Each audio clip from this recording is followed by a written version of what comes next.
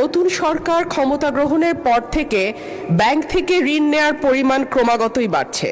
ক্ষমতা গ্রহণের মাত্র 52 দিনে ব্যাংক থেকে 44,500 কোটি টাকা ঋণ নিয়েছে। আহারে আপামনি, আপনি মনে হয় জানেন না, এটা সাধারণ একটা বিষয়। আমাদের বাংলাদেশের জন্য এটা সাধারণ কিছু টাকা, এটা তো কোনো বিষয়ই না।